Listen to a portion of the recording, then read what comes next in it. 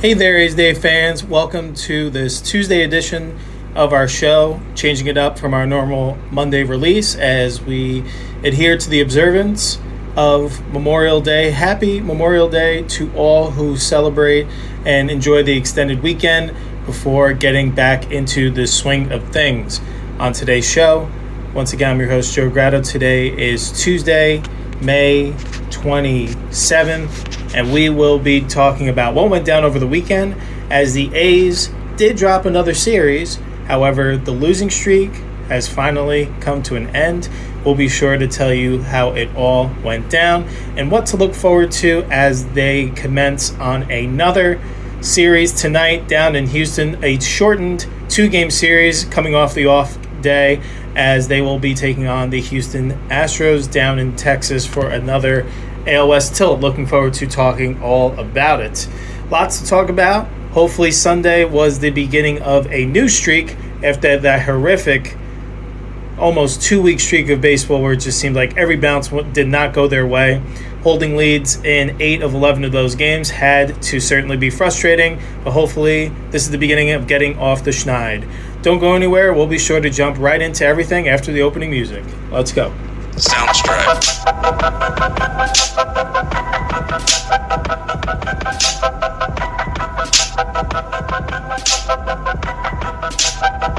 Soundstripe.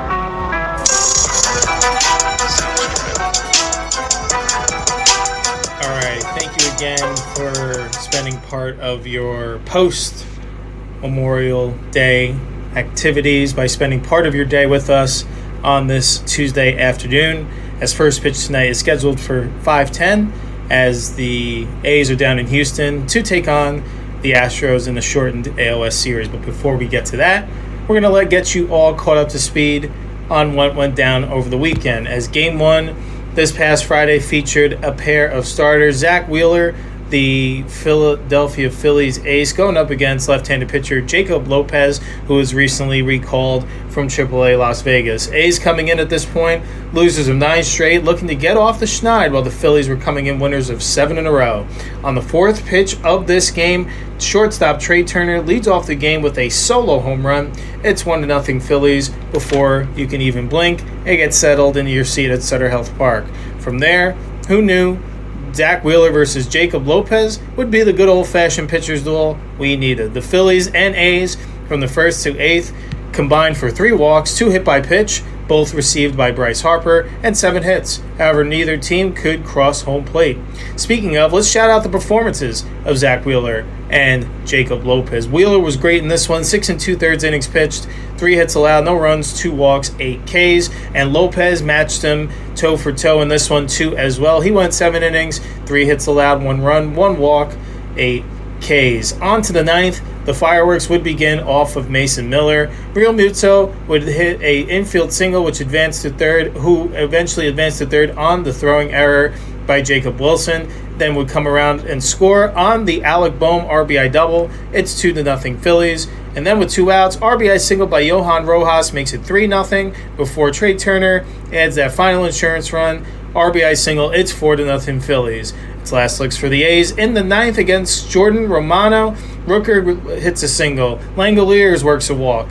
After an Andujar strikeout, Nick Kurtz continues his power surge at the plate, blasting a 3-run home run to center field. The A's cut the deficit in this one to 4-3.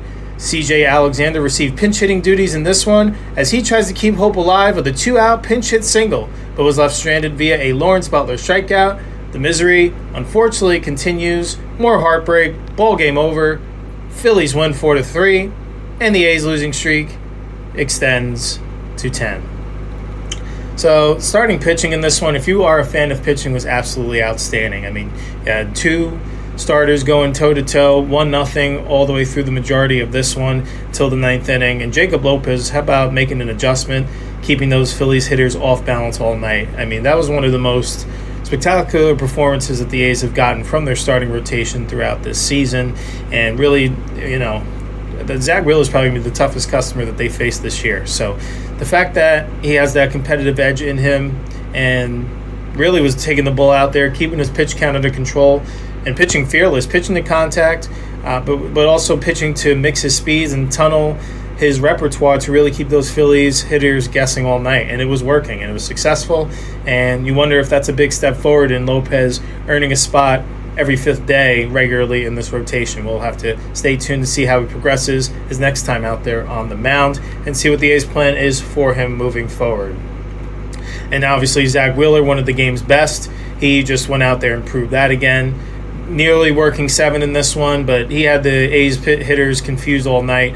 Then obviously with the A's not scoring until the ninth inning, I think he did an excellent job bearing down and just setting the tone as the dominant starter that he is. And there's a reason why he's been awarded as the game's best in recent years, and just continues to take that ball every fifth day and give his team the best chance to win. So neither offense really showed up in this one. This was definitely a pitcher's gem, a pitcher's wonderland, if that's something that you're interested in seeing.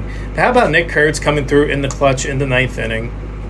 They're down 4, a couple runners on, and all of a sudden he's sitting on that 3-1 pitch middle away, doesn't try to do too much, keeps those hands nice and relaxed, and drives it 400 feet plus to left center to get the team within 1.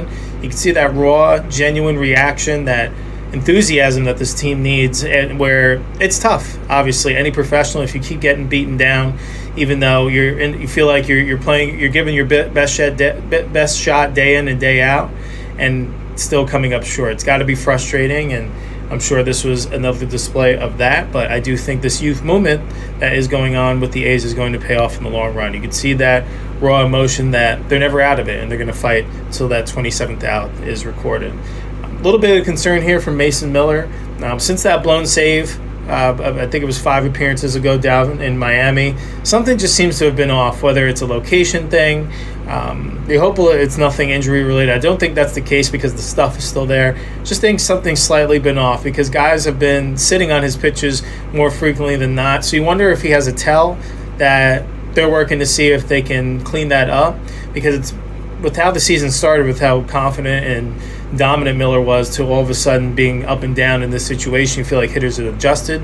It almost has that case that they feel like that they know what's coming. So hopefully he's able to make adjustments. But this is what he's done in his last 5 outings. 4 2/3 innings pitched, 7 hits, 9 earned, 7 walks, 9 Ks, which is 17.30 ERA. So obviously, it's very uncharacteristic for him, and he's definitely someone you're confident in that's going to be able to turn this thing around. But nevertheless, something to just keep an eye at moving forward, as the struggles did continue into the weekend, into Game 2, and see how he would bounce back to end this series on Sunday.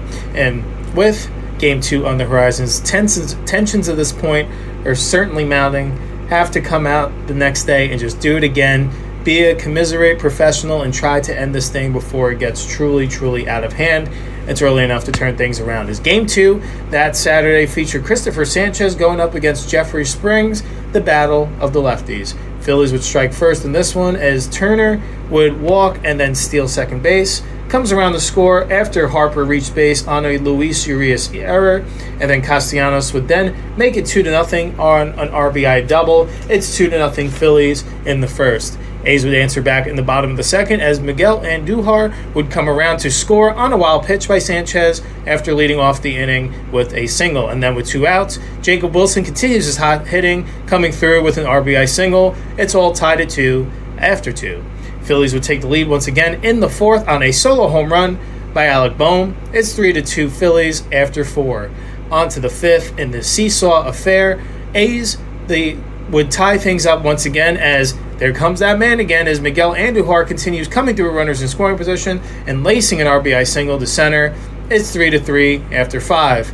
The Phillies swing back immediately as Kyle Schwarber blasts a solo home run to right field, his 18th on the year, tied for the Major League lead at the time with Aaron Judge. It's 4-3 Phillies. The game would get knotted up at 4 in the 6th via an RBI single by Nick Kurtz. Jeffrey Springs, he was pretty good in this one. Quality start through 6. Springs 6 innings pitched, 4 hits allowed, 3 earned runs. Later in the 6th, Tyler Soderstrom would come through with an RBI single to give the A's a 5-4 lead. On would come Otañez, who seemed to have command issues from the jump. After a walk to Marsh and Kepler hit by pitch, Turner did ground into a double play. With 2 outs, Otañez was pulled in this one to give way to Justin Sterner.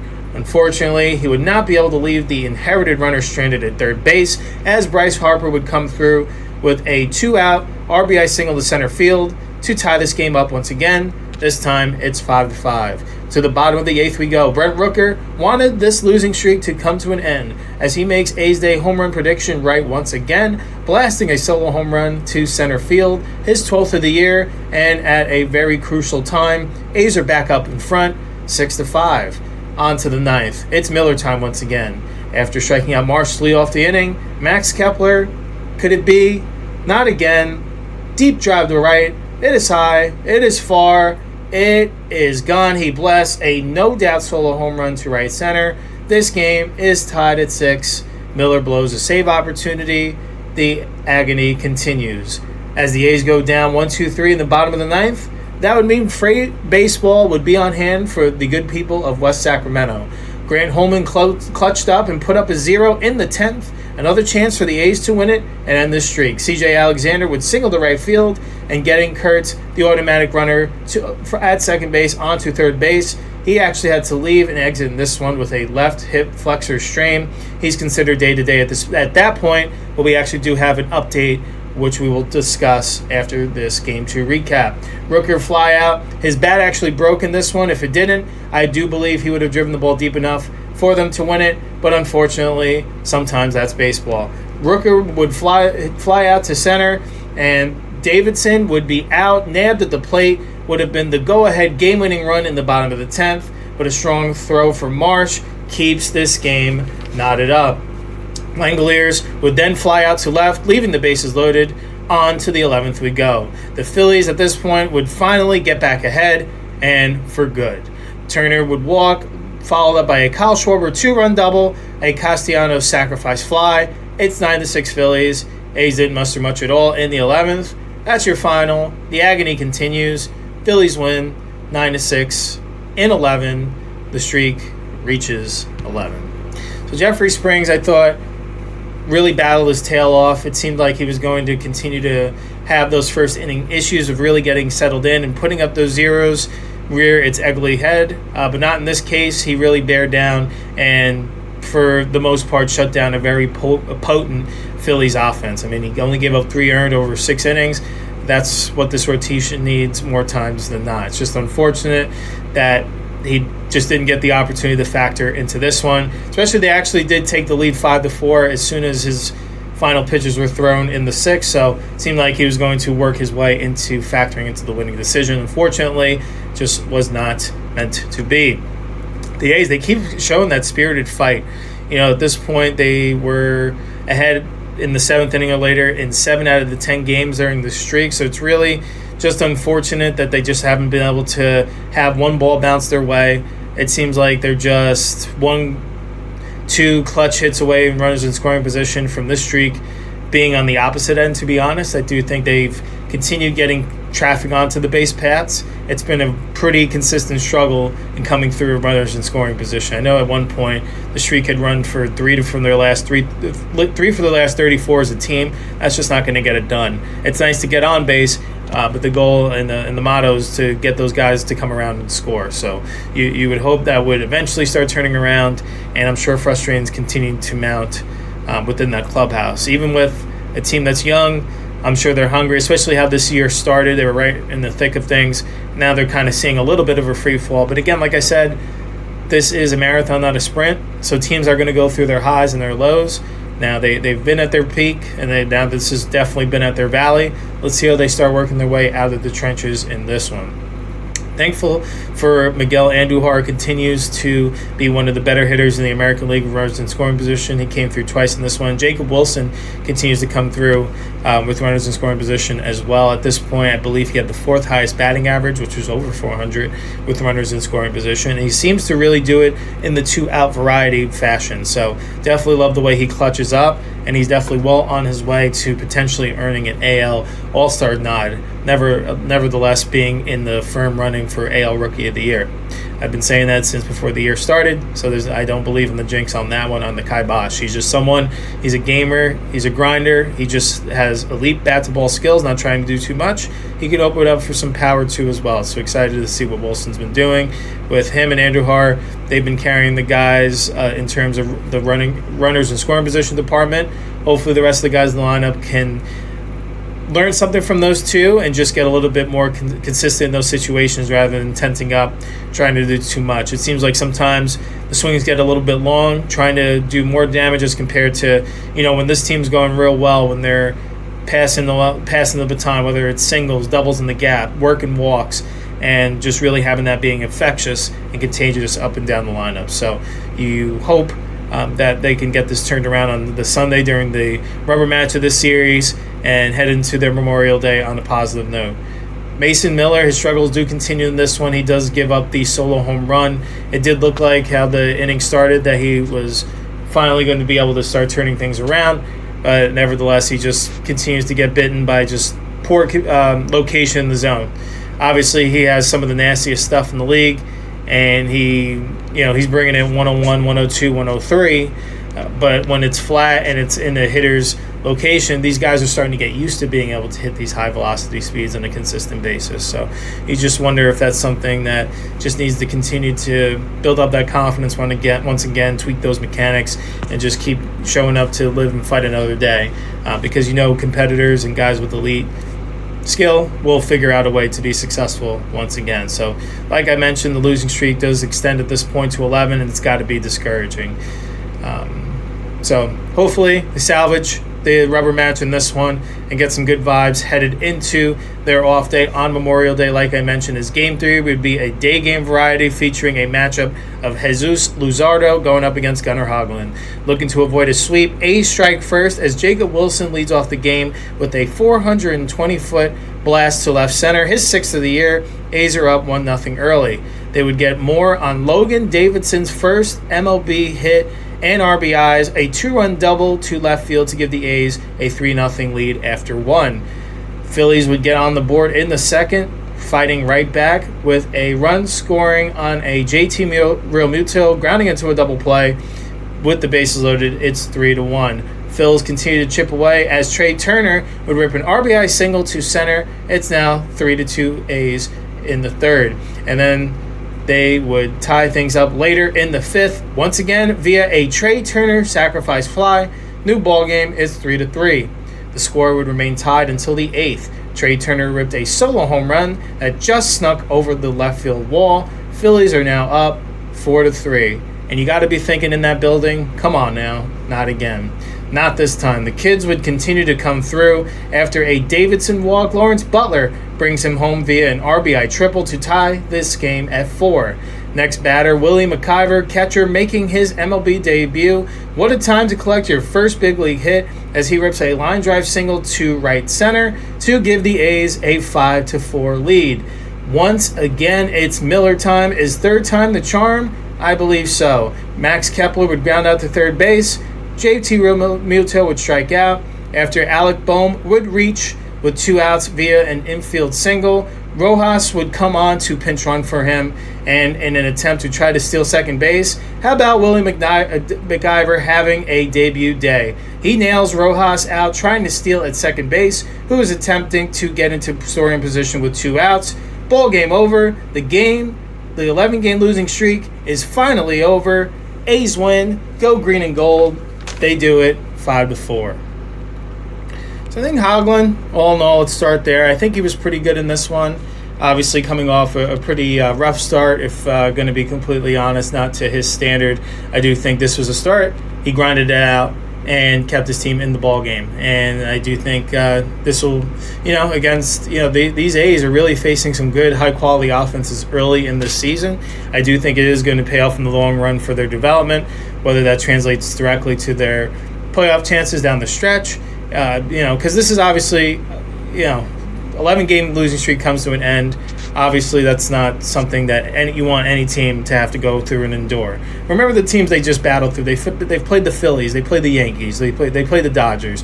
They played the Angels at the wrong time, to be honest, who were coming in, sweeping the Dodgers, and then, came into West Sacramento and swept the A's away, too, as well. So that's a team that really had been catching lightning in a bottle, and offense had really been scoring at a high rate in terms of hitting the home run. I think the Angels were up to third in the league in home runs at the time that these two faced off against each other. I mean, no excuses. Like we mentioned, they held leads in 8 out of 11 games in this nasty 11-game losing streak. It's just a matter of not necessarily doing the little things correctly, whether it's needing a play with 2 outs to get out of an inning from it before it gets out of hand. Maybe a ball was booted. Maybe a ball was thrown away. I think maybe it's also been contributed to the lack of consistency with runners in scoring position. If you're as a team up to a streak of 3 for 34, that's just not going to get it done. And that's going to leave a lot of frustration because it feels like, well, guys are getting on base at a decent clip. And the A's offense has been humming pretty good in terms of scoring runs and having productivity. But it just seemed like those little things are starting to miss. But I do think this is a good way to end a really tough streak, end a weekend on a high note, beating one of the league's best in the Phillies 5-4, going to your Memorial Day off day, and then heading down to Houston to start a new series at AL West, a short 2-game series, so definitely an opportunity to maybe steal a series that, against one of the perennial teams in the AL West that they've been the guard of the division for the last several years. So you just, obviously it seems like they're a little bit down this year, but nevertheless it's going to be a tough series. They always figure out a way to play teams tough down there in their ballpark. So excited to see what that looks like with first pitch scheduled for 5:10 tonight. And looking forward to seeing if the A's will be able to knock off another tough customer. But before we get to that, just really want to shout out that Mason Miller showed a lot of resiliency. Third time was the charm after Bohm reached there via the infield single, but he started that inning with absolute dominance, getting 2 outs rather quickly. And then, definitely had a little help from his friends with Willie McIver. How about him? Getting that runner, nabbing him at second base to end the game, end the streak. Kids come through. So Willie McIver, shout him out. Got his first MLB hit, a go-ahead RBI single to give the A's the win. And Logan Davison coming through earlier in this game, recording his first MLB hit and RBIs as well. Shout out to those that the kids were really responsible for the victory for the green and gold today. The losing streak is finally over at 11. Everyone can kind of take a deep breath, reset, and get back to business, just how they were humming along earlier in this one. So at this point, A's are 23-31 on the year, but have every opportunity. They're not even at the halfway point in this season, and despite being 8 games below 500, this is definitely a better start than they were off to last year. So certainly plenty of time to turn it around, but they got to get going sooner rather than later. As we're about to flip the calendar to June rather quickly, these games are going to start mattering, especially when you have the opportunity where these teams face off less often than they used to in the division, but you got to get every opportunity to win as many AL West games if you want to stay in this race for the long haul. So, again, A's over the weekend dropped 2 of 3 to the Phillies, but they snapped an 11-game losing streak, ending on a high note with an exciting game. A lot of back and forth in this series, but I do think these A's are battle-tested, and you're going to start seeing a better brand of baseball from this club moving forward. And with that, it's time to get on to the Houston Astros to turn the season around. But before we do, we are going to shout out our partner, Visit Mesa, for all they have done for us and continue to do. And then we'll get back to our A's Astros series preview. So don't go anywhere. We'll be right back after this. Welcome to Mesa, Arizona, a destination for every season. Experience a destination where adventure, culture, and culinary experiences are limitless. As the gateway to the stunning Sonoran Desert and Tonto National Forest, Mesa invites you to explore its scenic waterways, kayak through winding canyons, or paddleboard along the Salt River. For a one-of-a-kind desert adventure, ride the waves at Revel Surf at Cannon Beach, the country's first surf park of its kind. Downtown Mesa is a vibrant hub, home to the Mesa Arts Center, public art, award-winning breweries, and local shops.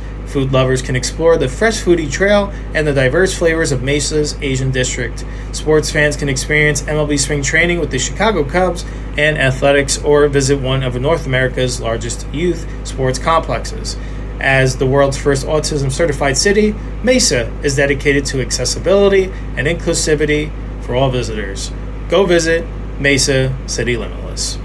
All right, let's get to our A's-Astros preview rather quickly before getting out and out of here so you can get ahead and enjoy the first of a 2-game series down in Houston. So the A's will be taking on the Houston Astros, who coming into this one 25-23 on the year, and they are led by Joe Espada, the manager. In their last series, they did take 3 out of 4 against the Seattle Mariners, winning Game 1 9-2 before dropping a tight one 5-3 and winning the final 2 in this 4-game series 2-1 and 5-3.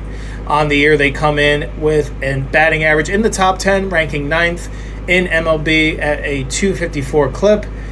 In terms of batting average, they've slugged 49 home runs, which is tied for 19th with the Minnesota Twins and Tampa Bay Rays. They have scored 214 runs, which is 18th in baseball. On the pitching side of things, and this is what I do believe has been carrying this team to stay relevant in the AL West early in this campaign, they've pitched to a 3.42 ERA, which is 8th in baseball. They've recorded 491 strikeouts, which is the 3rd most in all of baseball, and they have only allowed 166 walks, which is the 12th least out of all pitching staffs across the league. Now let me give you a few hitters to keep an eye on, as this Astros lineup has some different pieces in it. You will be familiar with the first one, Jose Altuve. He is batting at the time of recording .257 on the year with 6 home runs and 18 runs batted in. He has transitioned from second base to left field to help provide more flexibility for the Astros defense.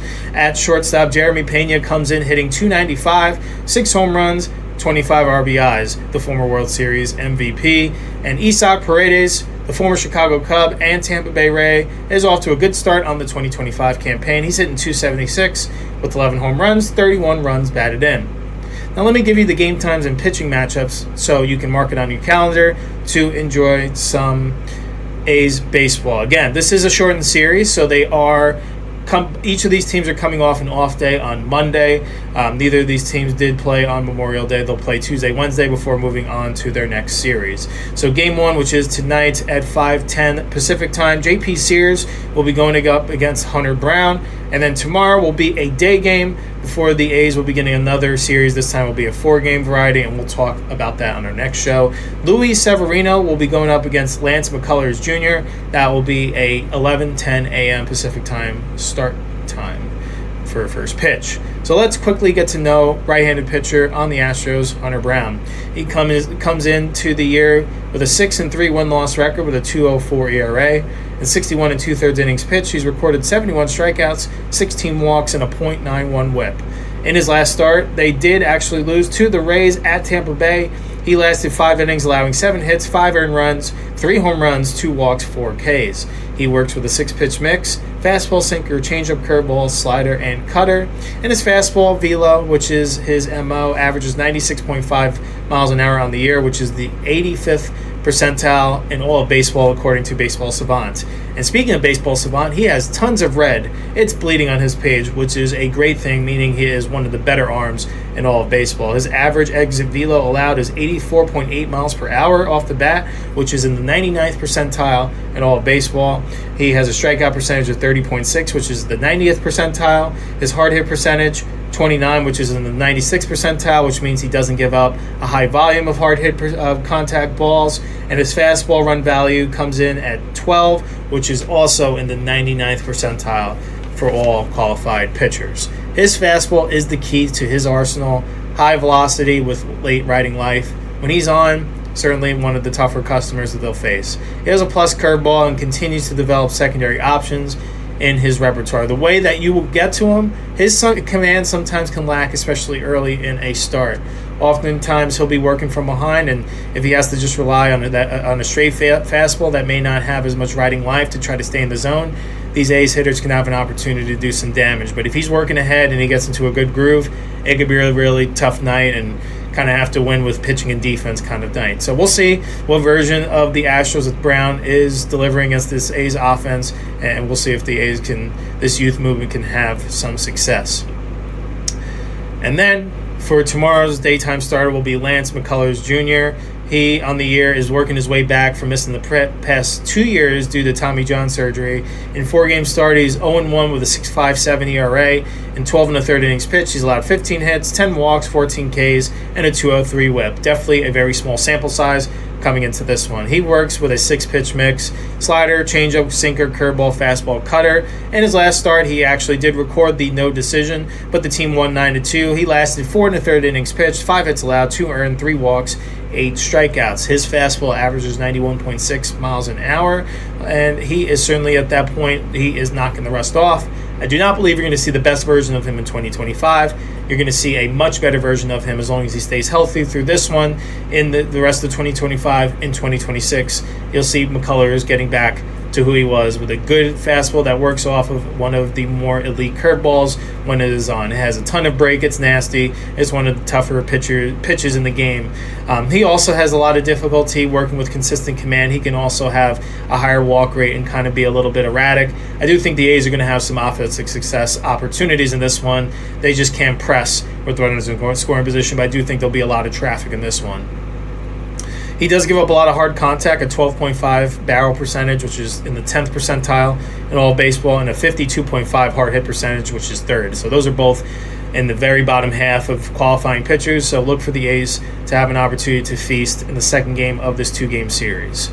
Home run prediction. We are going to take a break from Brent Rooker, as well as he's starting to seem to swing the bat, and we picked him the last 2 series, and he has homered in back-to-back series. But I do think with the 2 right-handed pitchers scheduled for the Astros, we want to go with a left-handed bat. We're going to say, as we're starting to see some more extra base hits climb out of this guy's bat, we're going to predict Lawrence Butler will go yard in this series in one of the 2 down at the Astros park.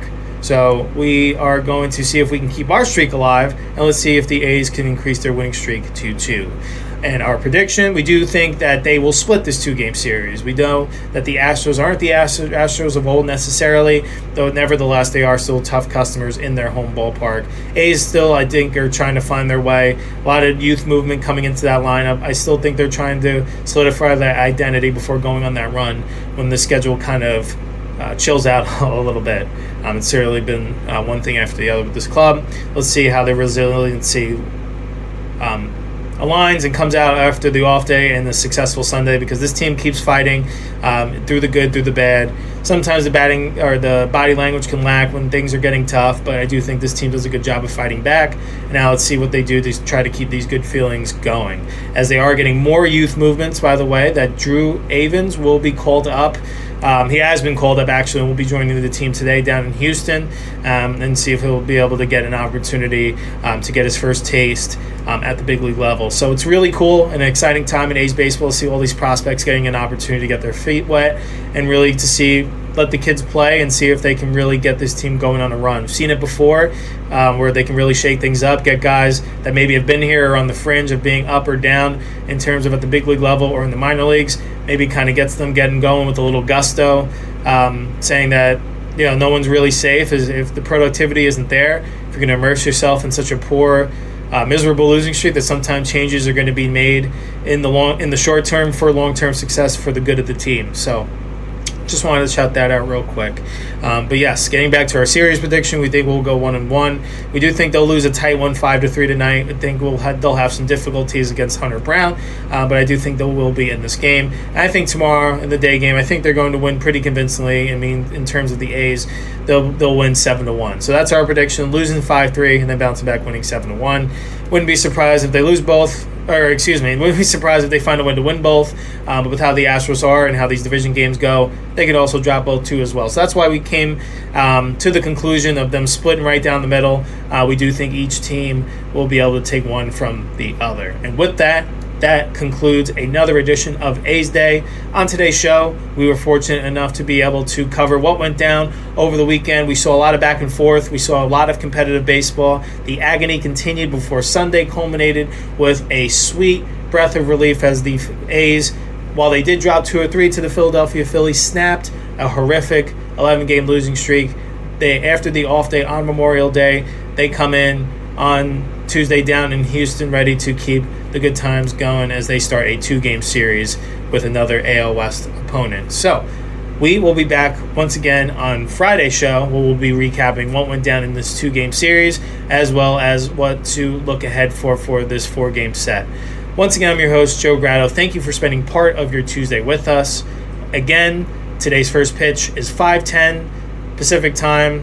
A's, Astros, down in Houston. Got a good pitching matchup. Be sure to tune in and see if the A's can continue to keep the good times going. Holy Toledo, we got some more A's baseball this week. Have a good day, everyone. We'll see you behind the mic real soon. Let's go A's. Soundstripe.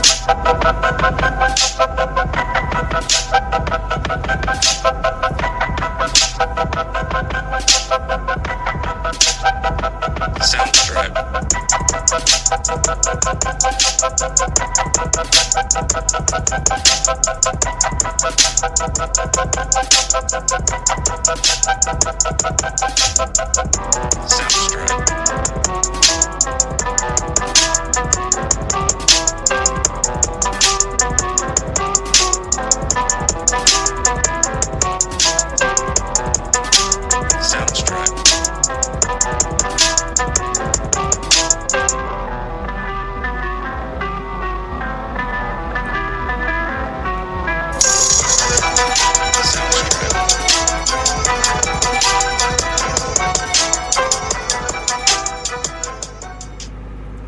Thank you for spending part of your day listening to the new A's Day show.